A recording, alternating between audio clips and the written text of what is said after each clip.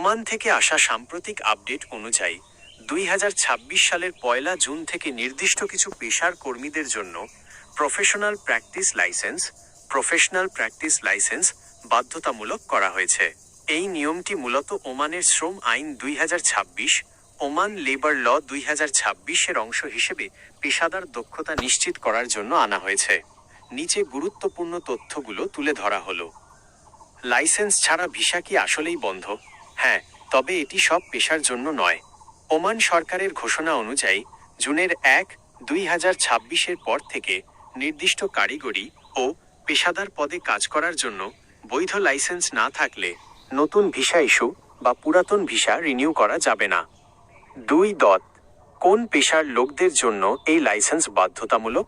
বর্তমানে মূলত জ্বালানি, এনার্জি এবং খনিজ মিনারেলস খাতের 43টিরও বেশি পেশার জন্য এই নিয়ম করা হয়েছে।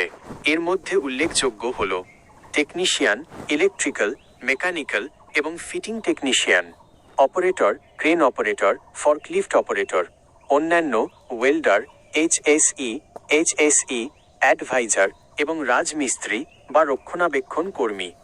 3. বাংলাদেশিদের জন্য বিশেষ আপডেট। ওমান সরকার 2023 সাল থেকে বাংলাদেশি সাধারণ কর্মীদের ওপর যে ভিসা নিষেধাজ্ঞা দিয়েছিল তা শিথিল করার প্রক্রিয়া শুরু হয়েছে। ভিসা চালুর ঘোষণা 2026 সালের জানুয়ারি মাসের শেষ দিকে ওমানের শ্রমমন্ত্রী এবং বাংলাদেশের প্রবাসী কল্যাণ উপদেষ্টার বৈঠকে ভিসা পুনরায় চালুর বিষয়ে ইতিবাচক আলোচনা হয়েছে। দক্ষ কর্মী।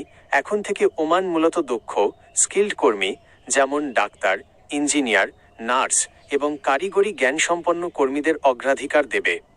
4. কি করতে হবে?